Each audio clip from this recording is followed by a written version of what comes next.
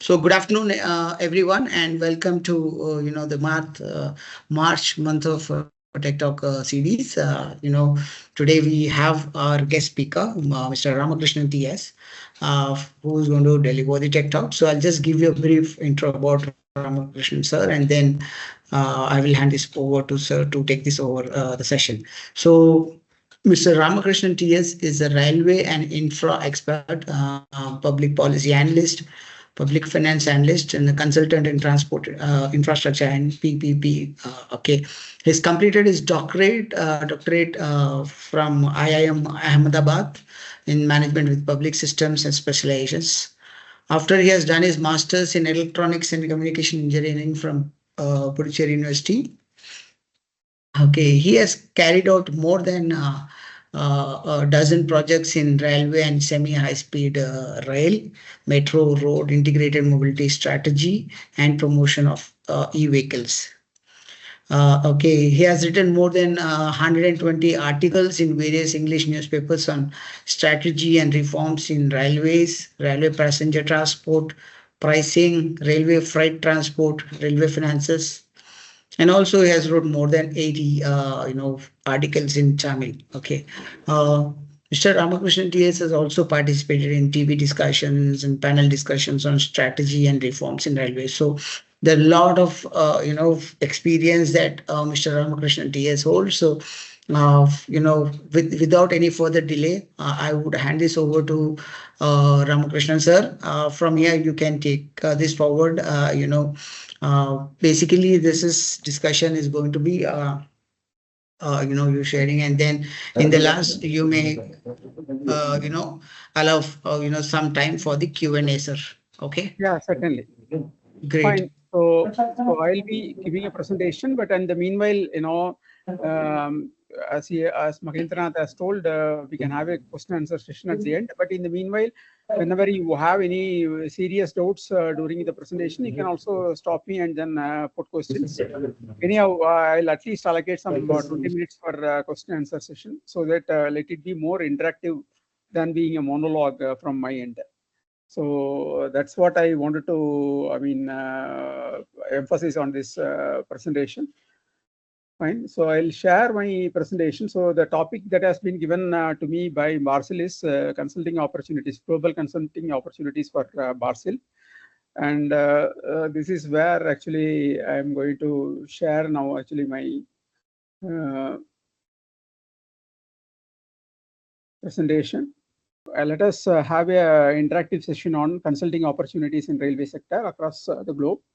Since BARSYL is very much dedicated to the rail consulting and not to the entire stream of transport infrastructure consulting, so it is an appropriate topic for BARSYL executives, so that they understand what kind of opportunities and what kind of roles they may have in their for them. Yeah.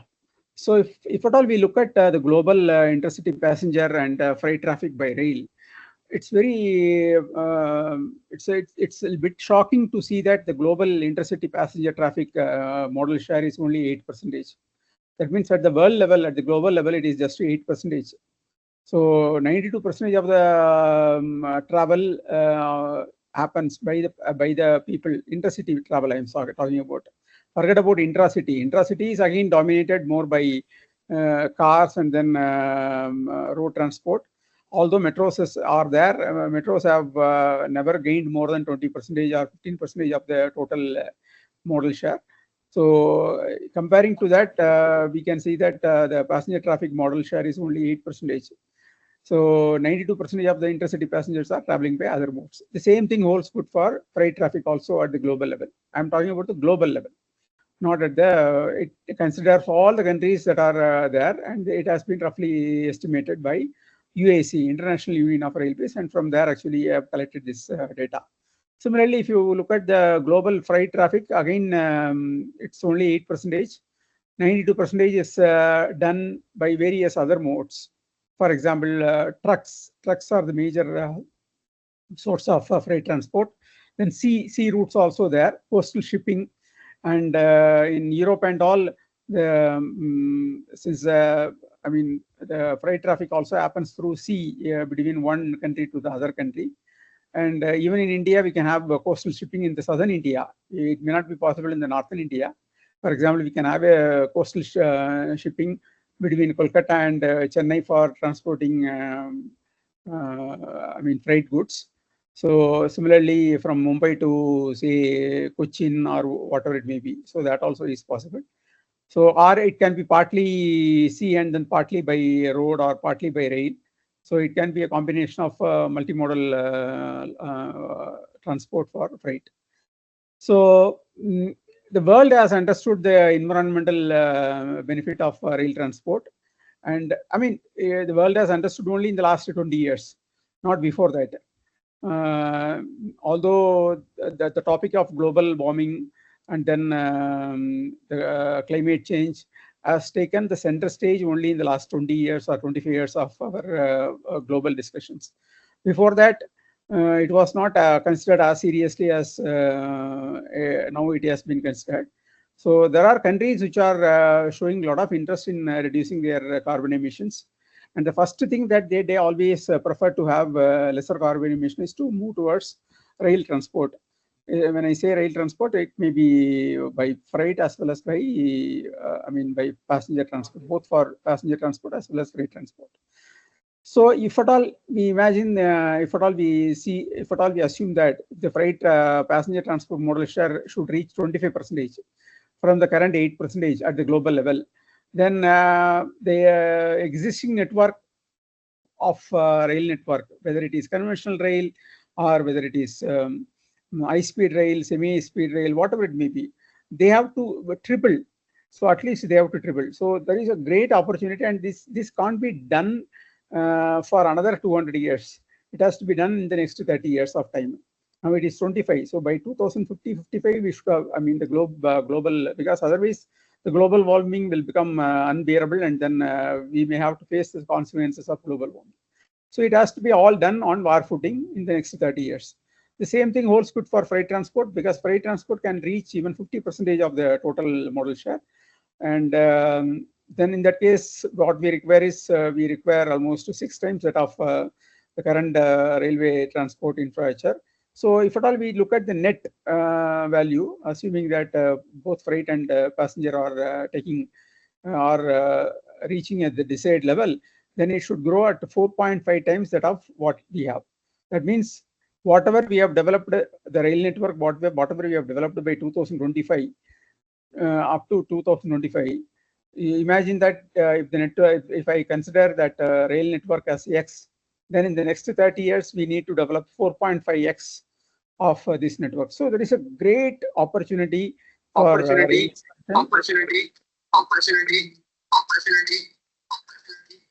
Fine. So next slide. Sure, sir. So we can see it here actually, because you can make it so if at all we see, because again, but there is a regional disparities. All the entire globe has not grown with the railway transport evenly. So there are some continents which have done exceptionally well in passenger transport by rail, but again they have done poorly on freight transport. There are very few countries which have done reasonably well on both passenger transport as well as freight transport. Take for example, we will consider the PKM of of the various continents or various regions. What I put it as, say for example, you look at if at all we look at the passenger transport. So the dominance is by Asia, Pacific, and Middle East. So they dominate the entire thing, and then Europe has sizable passenger kilometer despite their lower population, and then America has hardly anything, and then Africa is again in a very pathetic shape. Russian Federation also has some significance in passenger transport. Again, when it comes to freight transport, TKM, 10 kilometer. So again, if we see that Asia Pacific and Middle East is dominating with 45%, And then America is, because America is using their railroad essentially for freight transport, not for passenger transport. And then Asia Pacific and Middle East and America are dominating. Europe has, is not very good in freight transport. Russian Federation is again making use of, because Russia is a very vast country, and they are making use of the freight transport for their their freight corridors are very lengthy, and they normally transport goods from one end to the other end by means of rail. So similarly, the same thing holds good for lines also. Still, the Africa and uh, Russia are still, it is in very low shape, whereas America is, reasonably good, and Trans Asia Pacific and then Europe are also reasonably good. So this is how it has been. So the nutshell of this slide is that Africa is at the bottom. So that's how we can see that. Whereas other regions are either using it more for passenger transport or freight transport. Fine. The next slide. So again, it's a graphical representation of how much kilometer per million GDP per capita purchasing power parity, PPP. If at all, the more the green, more the network. So if at all we look at Russia and then Australia, because Australia also uses their network for transporting goods very effectively compared to their population, compared to their GDP per capita, PPP, purchasing power parity. Again, China is moderately green. So they are also, and then China is also using it very effectively. Then light green. If at all we look at, India is in light green, and then Brazil is in South America, Brazil, and then US is also in South green, in light green. And if at all we look at the other regions, for example, Africa, except one or two countries, South America, and then one or two countries, almost the entire region, African region, is lacking on rail transport infrastructure. So this is actually a scope. Similarly, the countries which are, in the,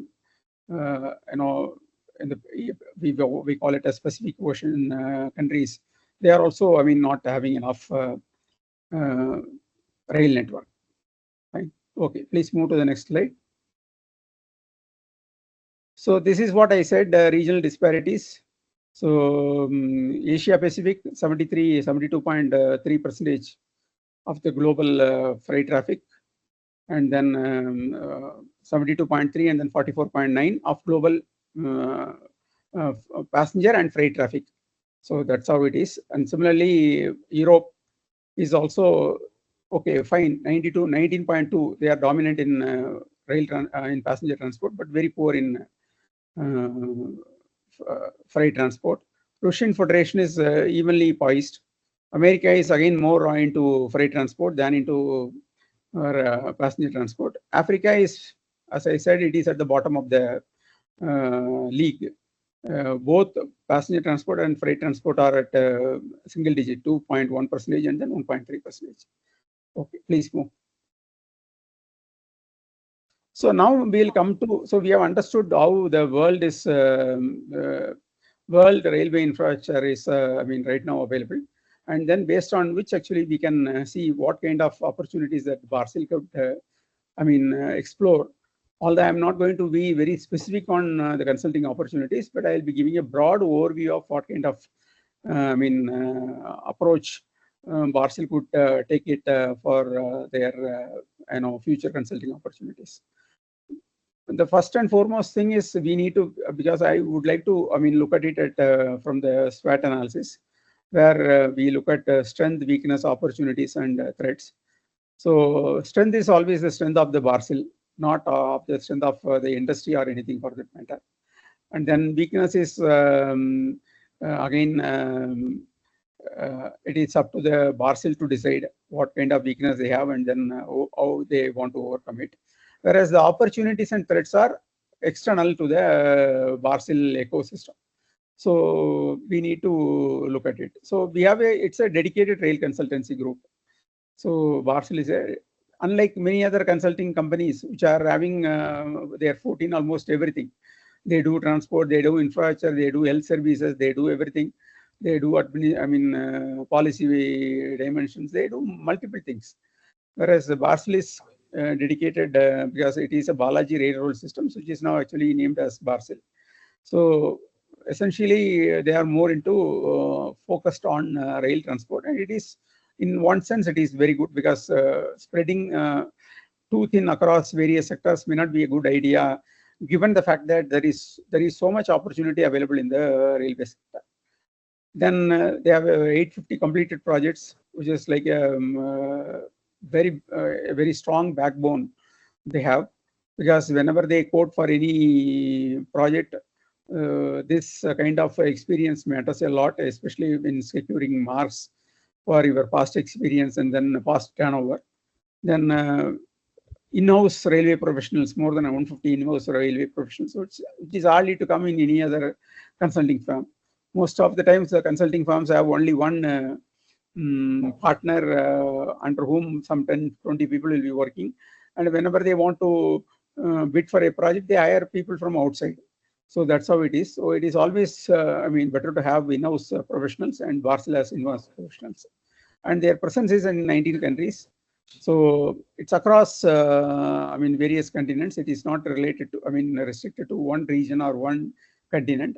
Starting from USA, they have offices in Europe, they have offices in Africa, they have offices in Middle East. So almost Australia, and then other South Asian countries like Nepal, Sri Lanka, all that. So Bangladesh. So because these are the countries which can, do a lot of work on rail transport. So this is where actually is, so the strength of the BARSYL is same for, because they can go anywhere, and then because they have offices, they have already established, they have already executed so many projects across the globe. So their strength is across the globe. It is not confined to confined to India. Although it is a India country, it's a company originated in India and then essentially functioning from Indian soil. Unlike many other consulting firms which have originated in other countries and then they have established their setup in India. And weakness, as far as weakness of BARSYL is concerned, I don't know, because I am not privy to that. So it is for the BARSYL to decide what kind of weakness they have in bidding in getting consulting opportunities across the globe. So it is for them to decide. So because I am not an insider or I have not studied the BARSYL ecosystem, so it is not correct on my part to comment upon that. All right. Okay. Next slide.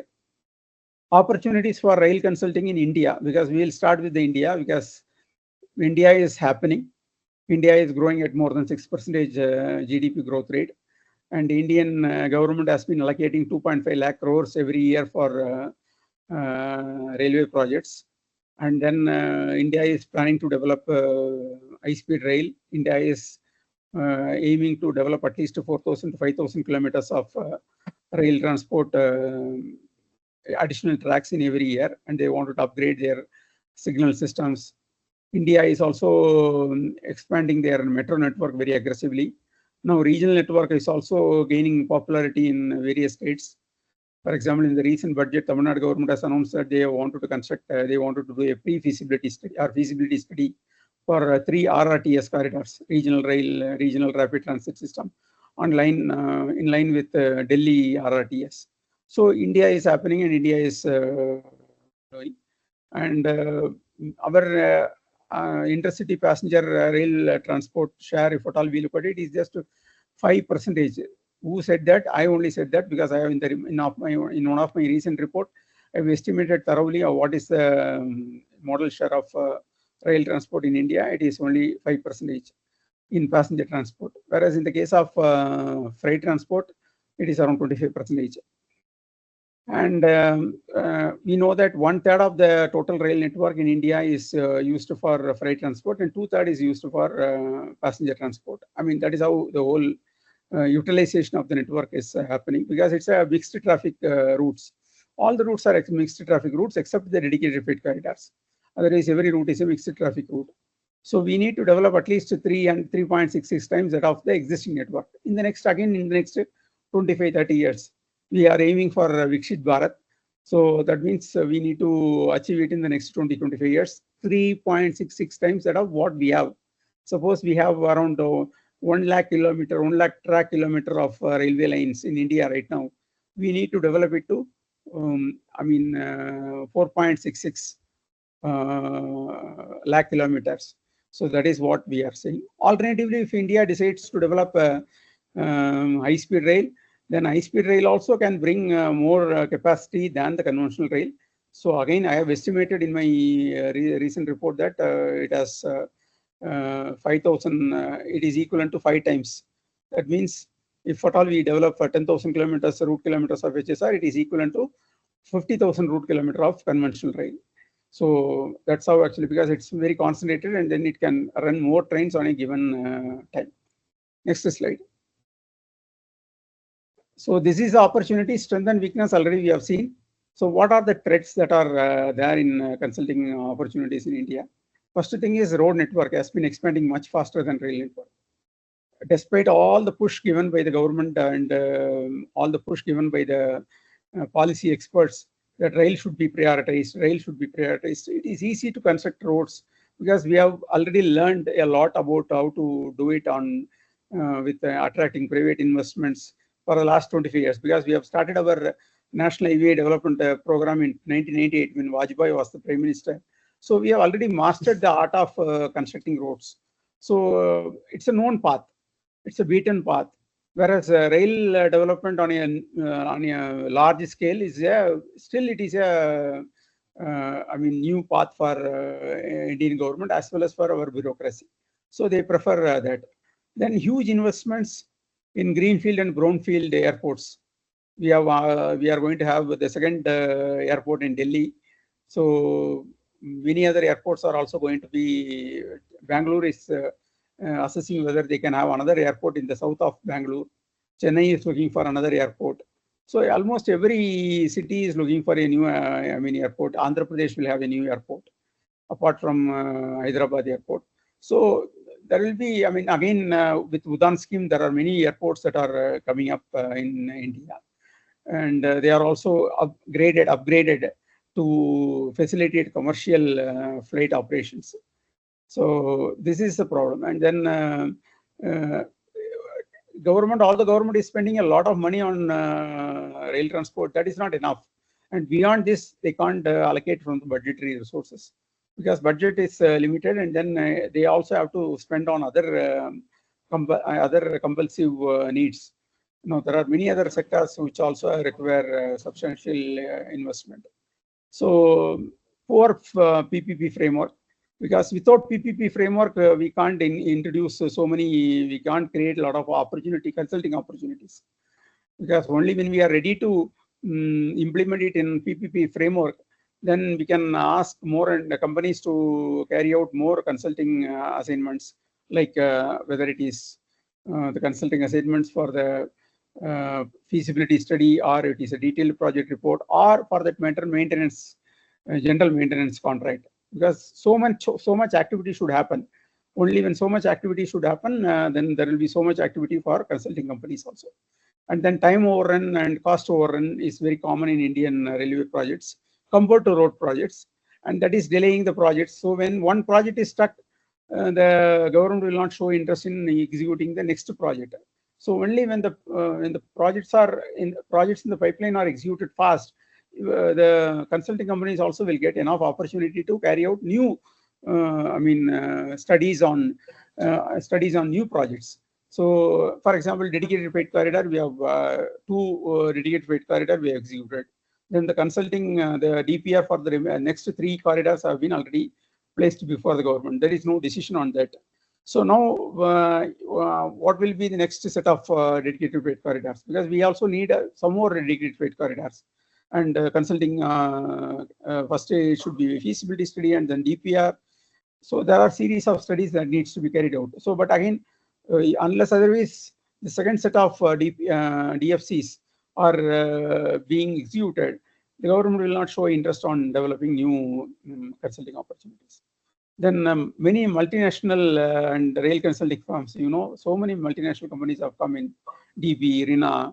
Almost everybody is eyeing on India because they think that India is a great opportunity, and they can also, do it because of their, background in rail consulting experience. They can also bid very effectively, very competitively. And then so that's why they are concerned. Then very small firms also is participating, extremely small firms, hardly with 5 people, 10 people, even less than that. They also participate in this consulting opportunities, and they underquote. We sometimes I don't understand how they are quoting that low for any project. I have been wondering, because they will be quoting very, very low, and if at all look at the other bidders, it will be much higher. So even if you do a back of the envelope calculation, you'll find that it is not possible to execute the project, but anyhow they are quoting it. So when you underquote, and when the projects are decided based on L1, the lowest quote, what will happen? Certainly the companies, which are quoting lower will get the project, and that is not good for the consulting field as such, because the quality of the consulting reports will be not good. And when the quality of the consulting reports are not good, the implementation also will have an impact on. It will have an impact on the implementation also. So this is also has to be. I don't know how the government is going to address this, but this is a reality. Then penetration of passenger electric vehicles, e-cars. Because once e-cars comes into picture, the government may think twice before expanding the metro network, because they will think that because it's very competitive. The operating cost of the investment cost of electric vehicles may be more, but the operating cost of electric vehicles are very less.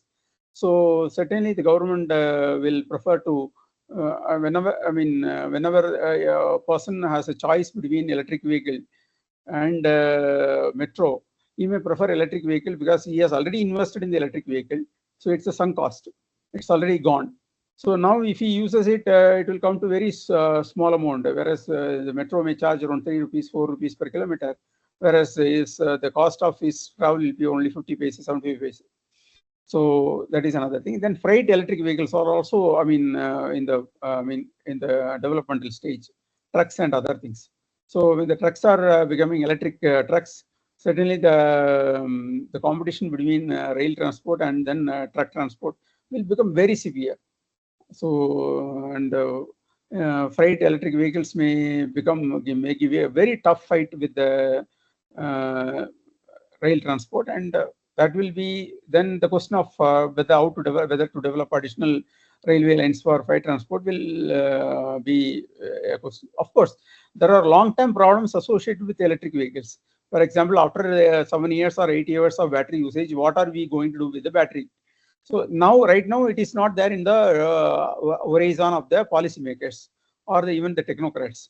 Now, as an immediate solution, they want to take electric vehicles and then reduce the carbon emissions.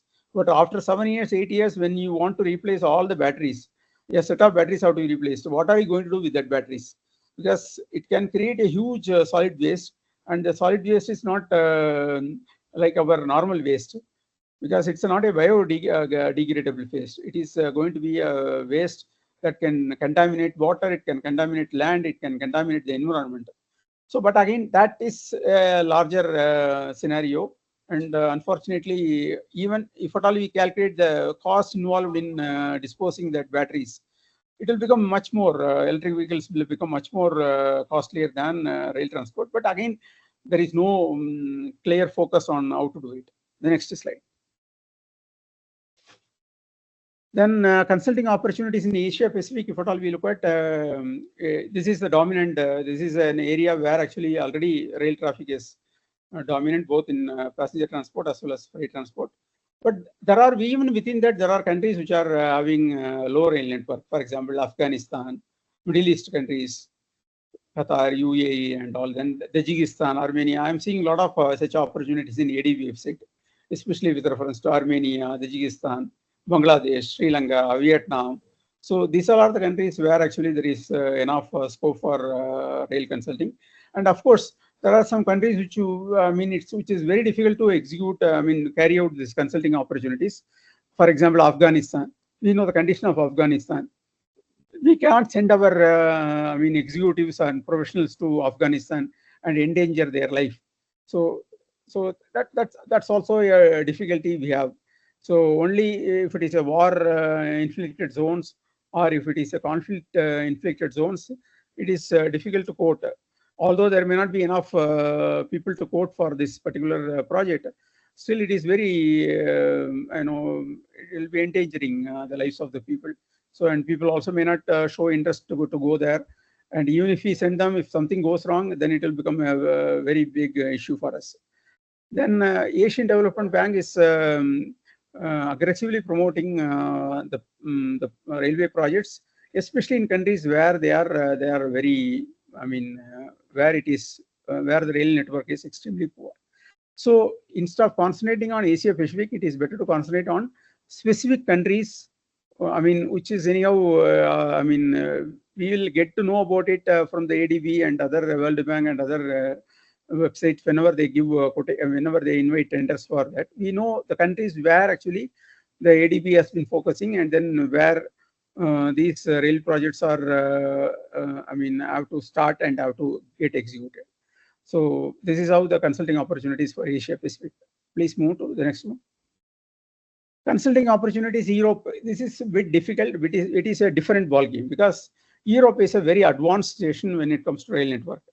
They have developed their rail network in such almost 6, 7, 8 countries have high-speed rail network, and they also operate across the countries, because it is not like unlike in like India, where we travel only between our cities.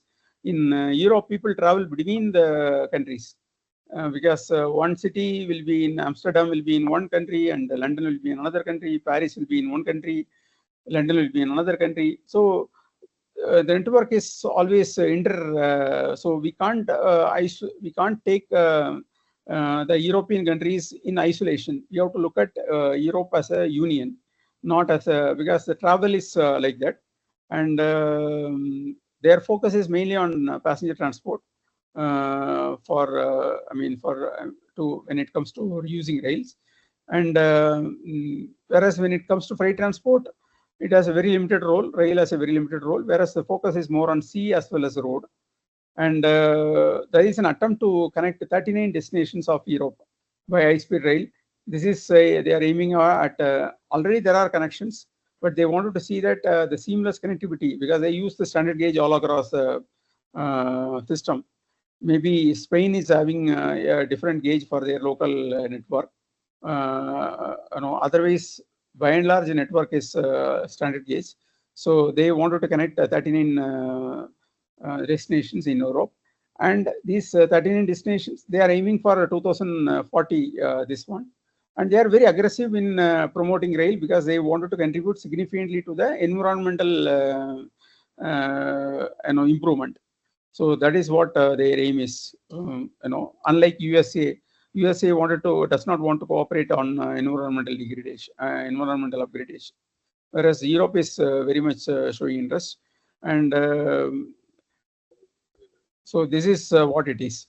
So since the technology is very much upgraded, and technology is very much upgraded, the idea is that BARSYL firms like BARSYL should upgrade their skills of their personnel. Like, for example, they will have high-speed rail, and the next step will be Hyperloop. So Hyperloop is also in advanced stages of research and development in Europe. I heard about it from a Belgium man who have been developing this Hyperloop. I was told that China is developing Hyperloop, and it may come at any point of time. They may reveal at any point of time that Hyperloop is now ready for commercial transportation. I heard it from a railway board member. So this is how it is happening. So we need to BARSYL already they are into conventional rail. They are into metro, and then regional rail, all that. But they also have to upgrade their personal skills to carry out consulting opportunities on high-speed rail, because it's a bit different ball game. It's not like a conventional thing, because everything changes, whether it is signaling systems, whether it is rolling stock, or whether it is civil construction. Everything is different for high-speed rail, because it has to withstand the speed and the intensity of the travel, which is at 250 kilometer, 300 kilometer per hour. Whereas in conventional rail network, it is 100, 120. We don't go beyond that.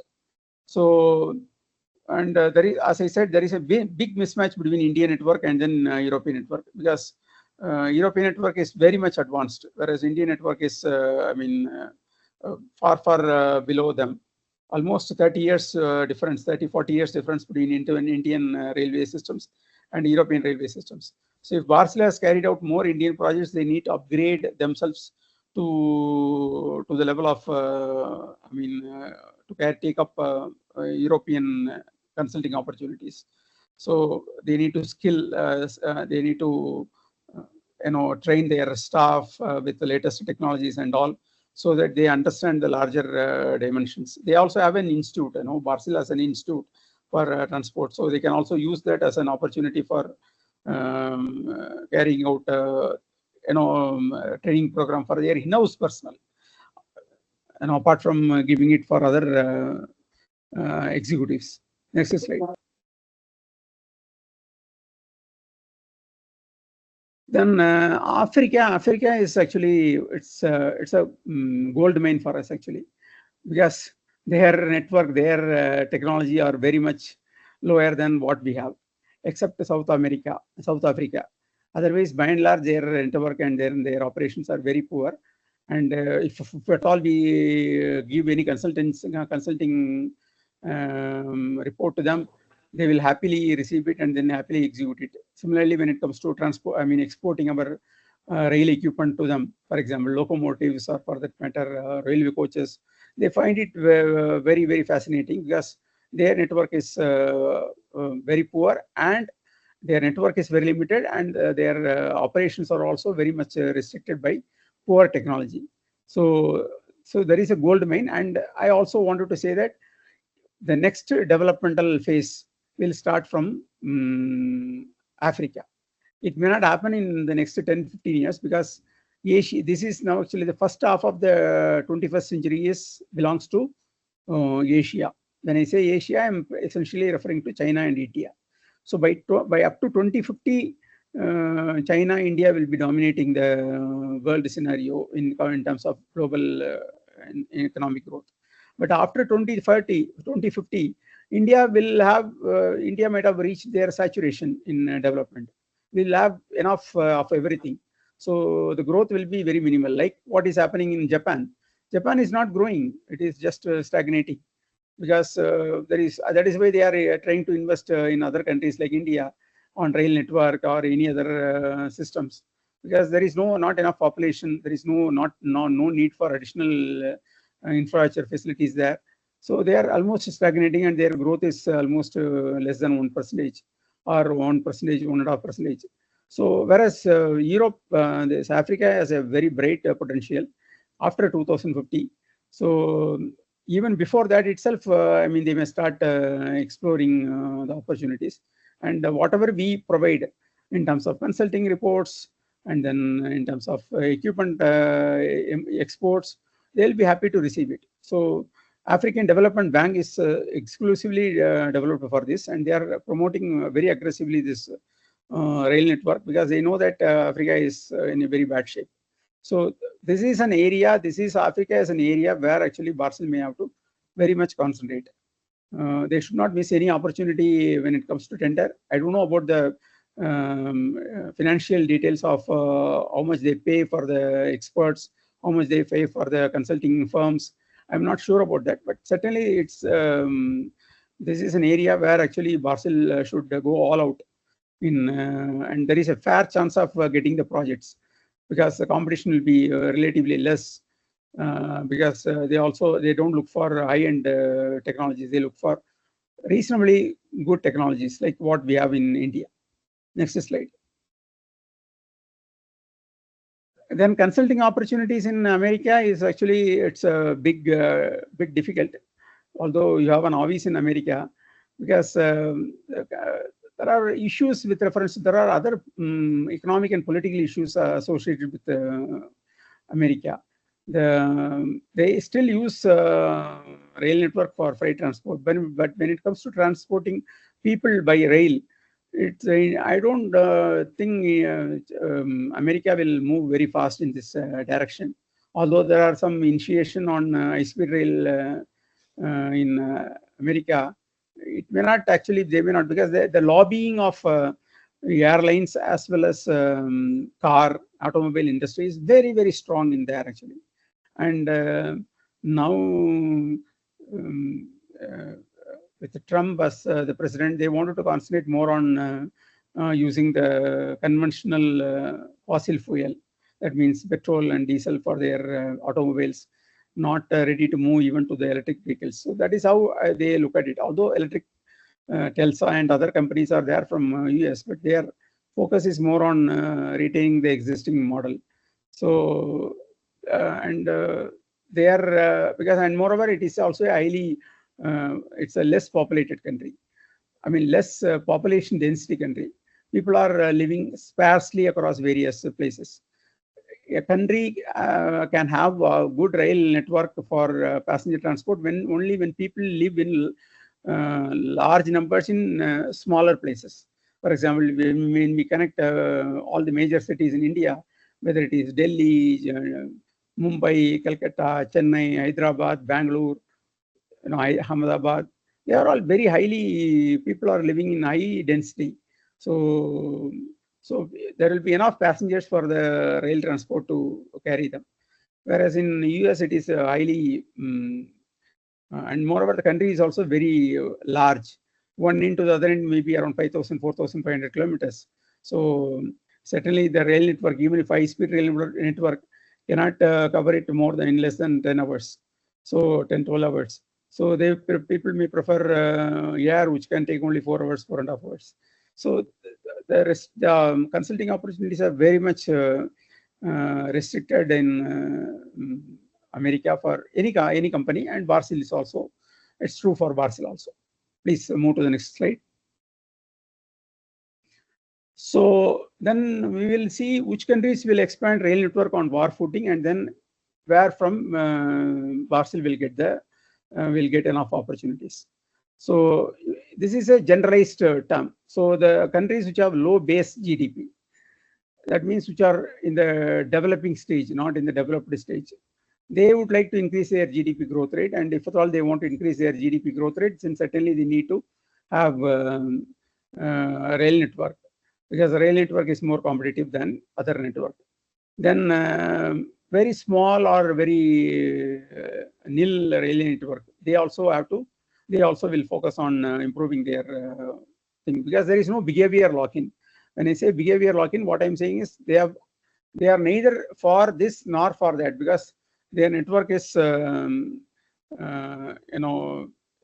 example, Africa has poor road network as well as poor rail network. So there is no incentive for the passengers to stick to the road network. So if the government decides to promote rail network, people will automatically move towards rail network. Then countries with a high population density, where people live in close quarters. So there, the urban areas have high population. So there actually the rail development can happen very fast, and it is not appropriate for areas of low population density. And then countries which want to save on fuel expenses, because energy intensity is a term used for measuring the how much energy used for generating every unit of GDP. So if at all any country wants to reduce their energy intensity, then the best thing is to go for rail network. Then with rail transport legacy, yes, for example, India has a rail transport legacy. We have been using rail transport for more than 150 years now, actually 175 years almost. So any country which has long rail transport legacy will have people will be willing to take it up. Then the countries which have high demographic dividend, where because they have the growth opportunity, they have the potential to invest. Countries with a higher age population, for example, Japan, or for that matter, some of the European countries, have their median age is 45, and Japan it must be even more than that. So the question always arises to for whom I am going to invest in rail transport. Fine. Next slide. Future opportunities for transport consulting. So it is not just enough if at all, I mean, BARSYL for that matter, or concentrate only on conventional rail. They must, I think they may be bidding for ropeway also. I'm not sure about that. And then variants of transport modes, metro they are already doing, I know, mono, regional rail, all that. They have to bid for high-speed rail, semi-speed rail, even maglev if it comes, hyperloop, because there was a study made by, there was a tender by Railway Board a few months back on hyperloop. So they also have to look at, and there will be a lot of tender that may come on high-speed rail in future. So from India as well as from other countries, because there are many other countries, for example, Singapore, Malaysia is aiming for high-speed rail for a very long time. So it is stuck. So they may want another report. So these all are the areas, new areas of development. High-speed rail, semi-speed rail. When I say semi-speed rail, upgrading the existing network. For example, if the existing network is capable of running at 120 km per hour, how to upgrade it without changing the alignment, or with minimal alignment change, how to take it to 180 km per hour. So it involves a lot of engineering dimensions. It involves a lot of land acquisition, signaling, rolling stock, then financial viability, economic viability, how to implement it, whether it is through public-private partnership or through hybrid annuity model, whatever it may be. So these are the areas where actually, I mean, I don't know how far the BARSYL has been doing it. They must be doing it, but they must push more towards higher end of rail transport, because they already have a strong base on conventional rail as well as metro. So now it is time to focus more on higher end of rail transport. Then accordingly, they must equip their person also to get familiar with all these ideas. So they must undergo a lot of training programs in National High-Speed Rail Corporation is conducting a lot of training programs on various technical aspects of high-speed rail. So the BARSYL employees may go there and then take up the training so that they get a familiarity. Okay, what is being actually done on high-speed rail construction? Then private participation, because private participation has to ultimately come at some or other point of time. So PPP structuring, how to model a project based on PPP. So these kind of consulting opportunities also will come. It's not purely a technical consulting, it's a managerial consulting, but BARSYL can take it up that, because then functional improvements of existing rail network, as I said, improving the speed from 130 km to 180 km per hour.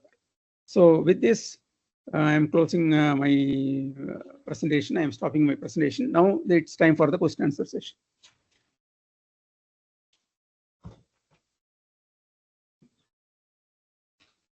All right. Thank you, sir. Thank you so much for the presentation.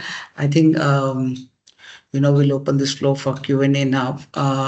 There's already one question that has come out during the presentation on the chat.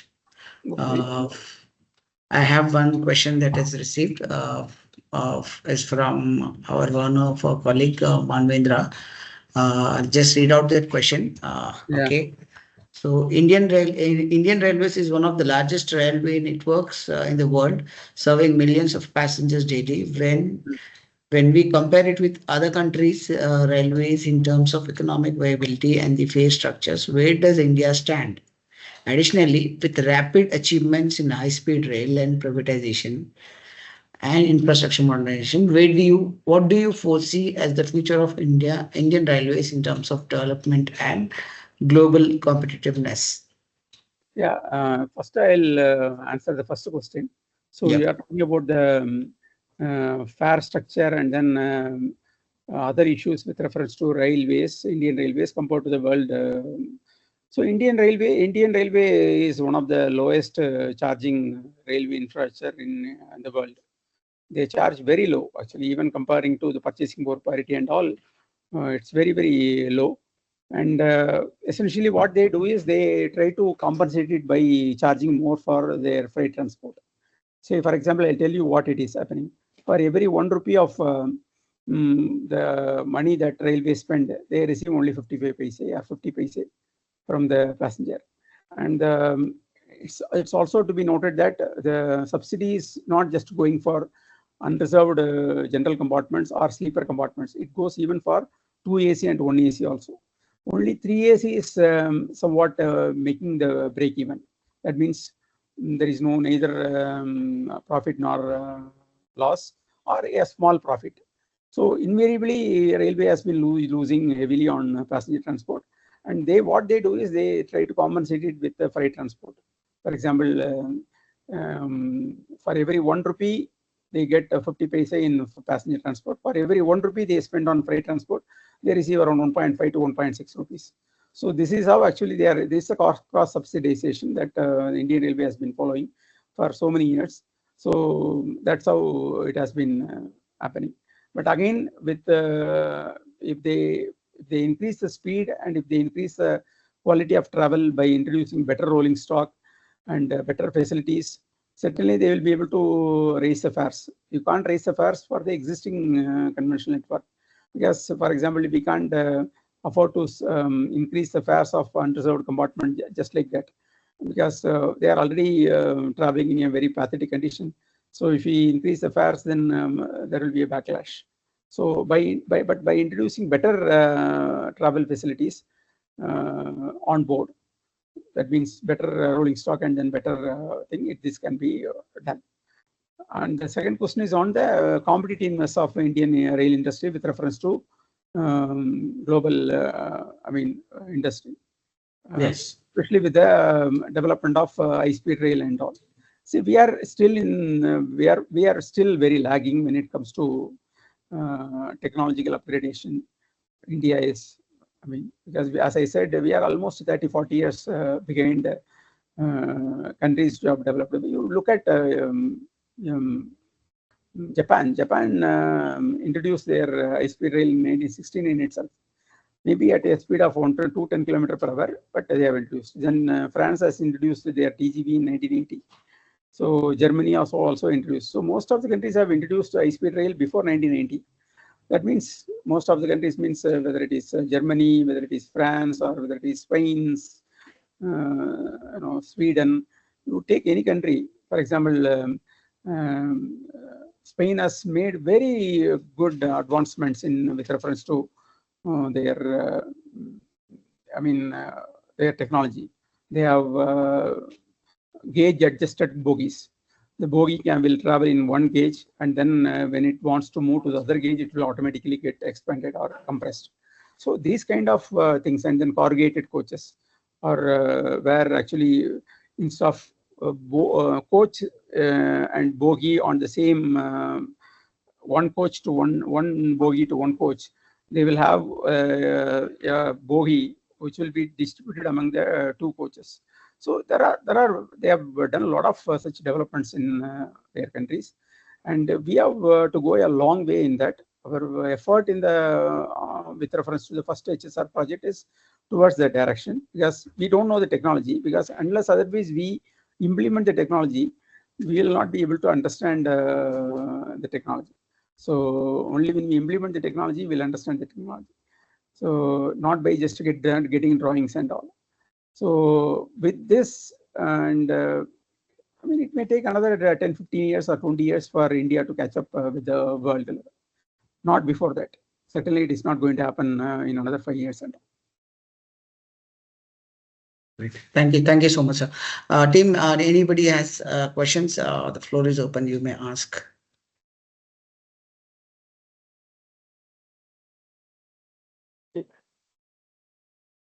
Good evening, sir. This is Shailesh.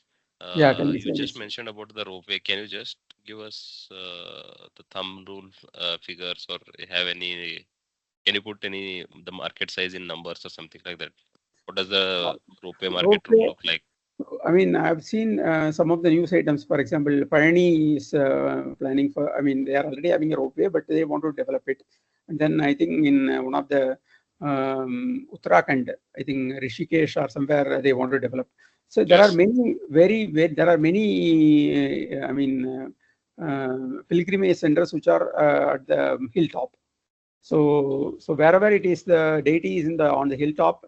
Certainly, people will prefer, and it's going to be a very costly project, and it is also going to be a. I mean, one has to execute it very carefully, both during the construction as well as during the execution, and as well as during the commercial operation, because it is not like it is just I mean going all the way, and then any untoward incident will have a very serious consequences. So True. I've True. seen some of the I mean news item on Rishikesh, and then some more, I mean, pilgrimage centers where the deity is on the mountain. So again, if the government, if the state, it's all state government initiatives by and large. It's not from the Indian Railways. It's a state government initiative. If the state government show interest in improving their tourist income, tourism opportunities, then certainly more. See, it's all always it's avalanche effect. First 1 or 2 projects will take more time to conceive and develop. Once 1 or 2 projects get conceived and then developed, then all other people will try to follow. It's something like this. When Vande Bharat was introduced first, okay, fine. Once they have introduced the Vande Bharat, everybody wanted Vande Bharat for their route.